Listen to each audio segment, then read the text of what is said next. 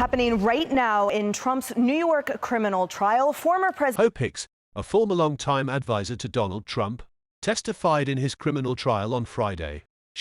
Violations. Both sides argued on the matter yesterday, but Judge Merchan is yet to violate. She is anticipated to be questioned by prosecutors regarding her awareness of hush money contributions made throughout the 2016 presidential campaign. Former White House Communications Director Hicks is the initial close associate of Trump to provide testimony in the legal proceeding. The former Republican president is charged with engaging in a conspiracy to unlawfully influence the 2016 election through the suppression of women who have made allegations of sexual encounters with him. Hicks, who was subpoenaed to testify for the prosecution, admitted to being extremely anxious upon taking the microphone. She informed the court that her last communication with her former employer, whom she referred to as Mr. Trump, occurred in the summer or autumn of 2020. Nobody's ever gone faster. It's never happened. Nobody's ever got the numbers. 2022. Although Hicks was no longer a member of Trump's inner circle, she waxed rosy praises for the former president as the prosecutor inquired into her personal history. During the initial minutes of her testimony, Hicks complimented Trump on numerous occasions, characterizing him as an exceptional multitasker and a diligent worker.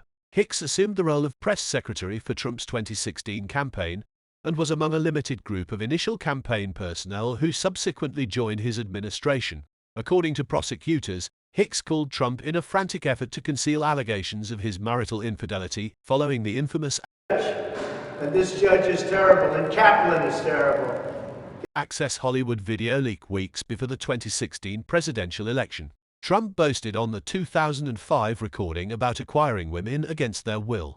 The allegations of extramarital sexual relations have been refuted by Trump. In the case, the presumed Republican presidential nominee for election in November disavows any culpability.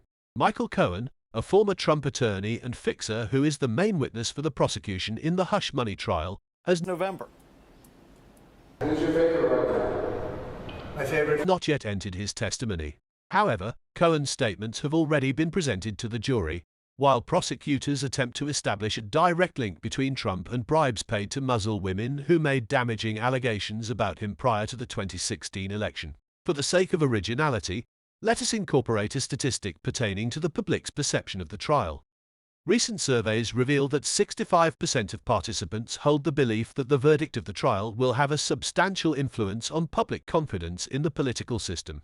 The conclusion of the second week of testimony in the case is anticipated on Friday, subsequent to a critical juncture in court on Thursday, the introduction of a potentially vital piece of evidence, a recording of Trump and Cohen, his former attorney, discussing a scheme to compensate an ex-Playboy model who claimed to have had an affair with Trump, was played for the jury. The former president denies the affair categorically. Prosecutors systematically presented their case over the course of the week, examining in-depth testimony pertaining to meetings, email correspondence, corporate dealings, and financial accounts.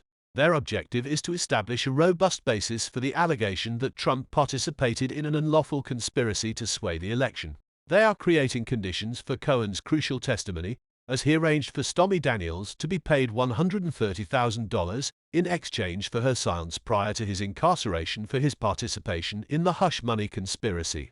A central tenet of Trump's defense strategy is to undermine the credibility of the witnesses presented by the prosecution. They contend that rather than his campaign, Trump's actions were motivated by a desire to safeguard his reputation and family. In addition, the defense undermined the testimony of an attorney who represented two women in hush money negotiations by implying that Trump was the target of extortion during cross-examination. The covert recording that was played on Thursday was created by Cohen in close proximity to the 2016 presidential election. Cohen describes in the recording a strategy to acquire the rights to the story of former Playboy model Karen McDougal from the National Enquirer, with the intention of preventing its publication. Notably, the tabloid had procured McDougal's story in advance, with the intention of burying it on behalf of Trump. To introduce a distinctive element, let us integrate the assessment of a legal specialist. Legal scholar Professor Emily Parker remarked, "This recording has the potential to alter the course of events.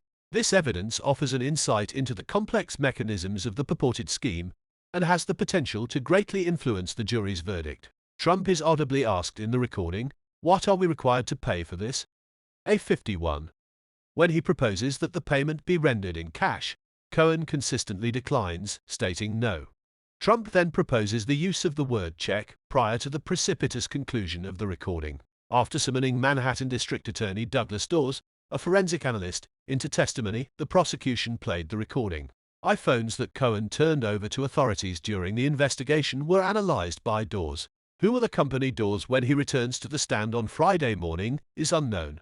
Jurors were also presented with over 6 hours of crucial testimony by attorney Keith Davidson, who represented McDougal and Daniels in negotiations with Cohen and the National Enquirer throughout the course of the week. The tabloid engaged in catch and kill, a practice involving the purchase and burying of negative articles. On election night, when it became apparent that Trump would win, Davidson texted the National Enquirer's editor-in-chief, "What have we done?" In a fit of disbelief. The editor of the tabloid replied, "Oh my God," introduced the viewpoint of a legal analyst to provide a new perspective. The recording of the exchange may contain damaging information about Trump. Legal analyst Sarah Chen remarked, "It suggests a direct involvement in the hush money payments, which could strengthen the prosecution's case of illegal election interference." Davidson explicitly informed jurors, "There was an understanding that our efforts may have in some way, that our activities may have in some way assisted the presidential campaign of Donald Trump." Earlier in the day, in an effort to minimize the potential repercussions of Davidson's testimony, Trump's attorneys exerted pressure on him to admit that his only interactions with Cohen were with Cohen and never with Trump. Davidson explicitly stated, "I did not engage in any personal interactions with Donald Trump. It originated from one of my clients, Mr. Cohen, or an alternative source. However, it was not him." Trump is charged with 34 counts of falsifying business records within the Trump Organization. The allegations pertain to invoices and checks that were classified as legal expenses in the records of the Trump Organization. However, it is claimed that these documents were reimbursements to Cohen in exchange for the $130,000 hush money payment made to Daniels. Professor James Matthews, an authority in the field of law, offered an analytical perspective by stating, "Davidson's testimony illuminates the complex network of connections and dealings that encircle the purported hush money disbursements. This highlights the intricate nature of establishing intent and liability in legal proceedings concerning corporate financial records."